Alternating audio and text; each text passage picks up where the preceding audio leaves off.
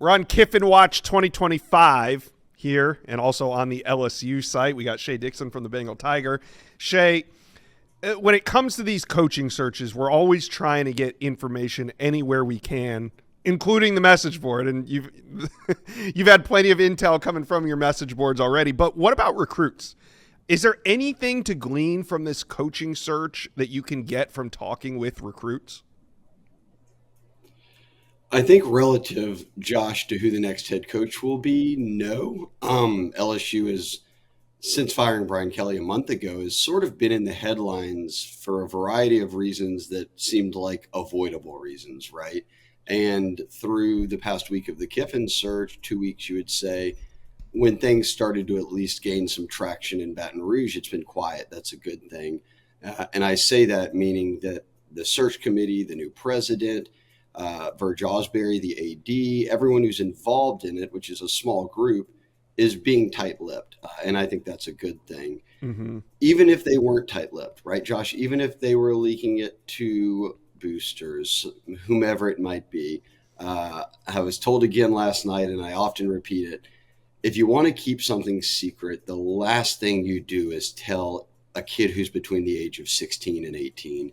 It would just get out immediately. So the recruits are in a bit of limbo too, right? And you could say that's unfair. They don't know what their future is.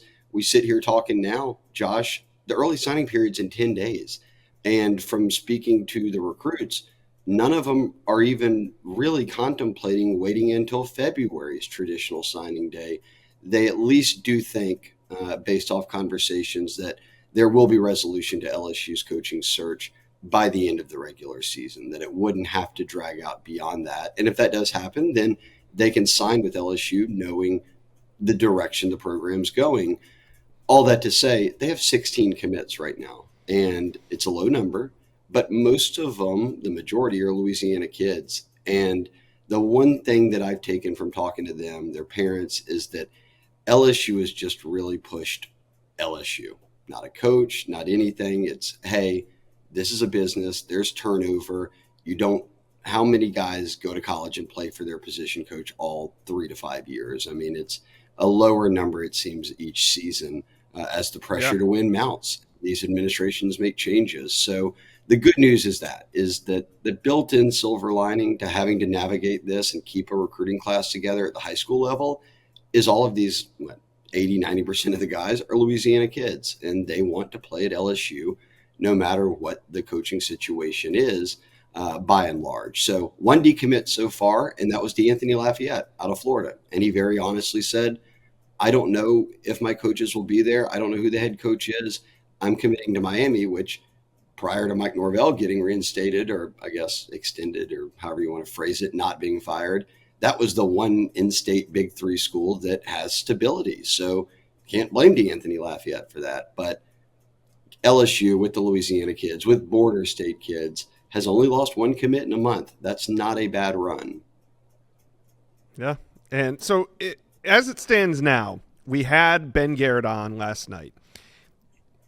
Nobody knows for sure. Like you said, you reiterated it. Ben Garrett reiterated it. But just the way that Lane Kiffin's handling himself, the deadlines that have been set, Ben doesn't feel like Lane Kiffin is returning to Ole Miss. Otherwise, things probably would have gone down a little bit differently. Why do we get the sense, we as the collective, we, even the comment section as well, why do we get the sense that LSU is going to be the landing spot? I think it's leaked out enough, and maybe, look, Ross Dellinger, who at Yahoo corresponded as well at On3, is about as tight in as it gets nationally, and he spent a lot of time down here in Baton Rouge on the beat. And he released those contract details of what they were finalizing, and obviously it's a big number, but when you're dealing with Jimmy Sexton, you don't get to go to the table if everyone's not matching numbers along the way. So I think remember a week ago, Florida had a lot of confidence. Then all of a sudden, the Kiffin family visits Sunday to Gainesville, but then Monday to Baton Rouge. And it felt like that week, this past week, it was the LSU confidence. And that really sort of led to that skyrocket, right, of a little bit more of, is this really happening? When Kiffin meets with Keith Carter, Chancellor Boyce, and then they release a statement that, as you note, Josh, it sort of read like, hey guys, just support this team and don't boo the head coach for the next week, and let's try to win an Egg Bowl, make Ole Miss history. Then he'll let everybody know his afterwards. So I'm with Ben there. Like, yes, it's Lane. Yes, it's Jimmy Sexton. He could be back at Ole Miss, but the actions don't speak to that.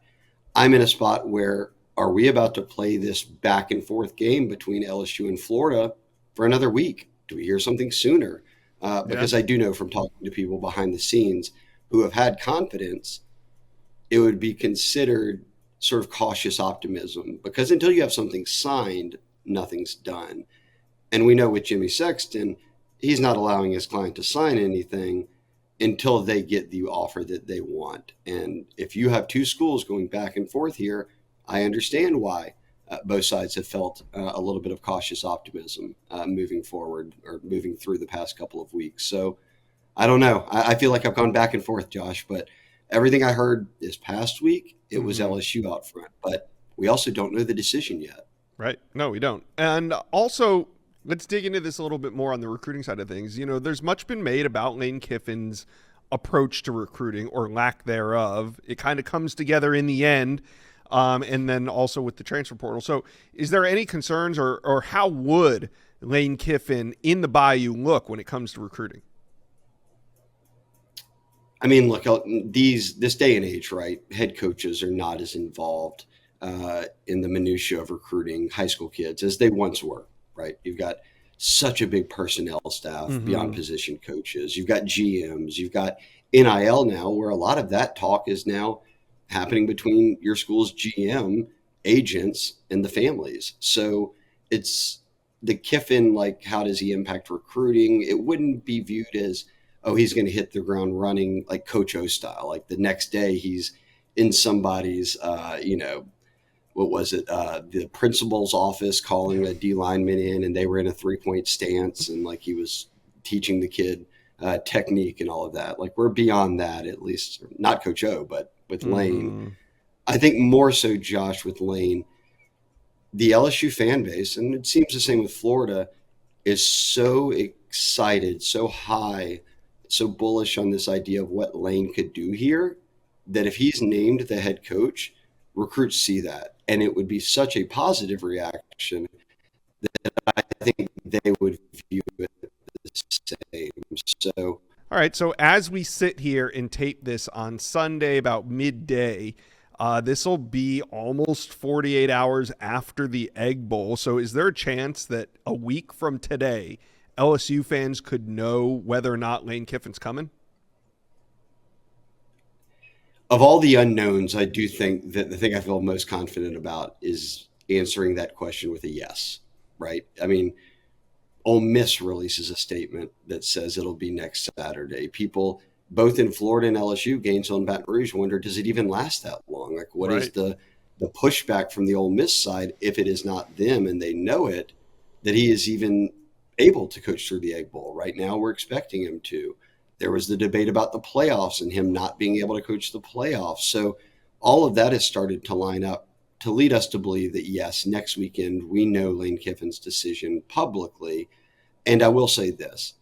We've heard so much about Ole Miss, and now it's clear that they wanted a decision at least to be made and given to them so that they could pivot if need be. They're not the only ones. LSU has done the same. And I'm going to presume Florida is also doing the same, Josh, because you're getting to a point where if Lane drags it out further, what happens when your option number 2, your option number 3 gets hired somewhere, right? Like that was a talk around John Summerall and Ole Miss. If Lane were to leave and Summerall's in deep with Auburn, but Ole Miss is kind of interested in Summerall, how does that play out? So I do think that the combination of what I presume would be all 3 of these programs saying, let's get a decision in by next weekend, does come to fruition. And by this time next week, we probably have either a leak, an announcement, a press conference, something to where we know Lane Kiffin's future. All right, LSU fans, let's hear your predictions. Put it in the comment section below. Next Sunday, will Lane Kiffin be the next head coach at LSU? Will he be remaining at Ole Miss, or will LSU be moving on to their next target in the coaching search? You guys break it down for us. Let us know. Comment section below.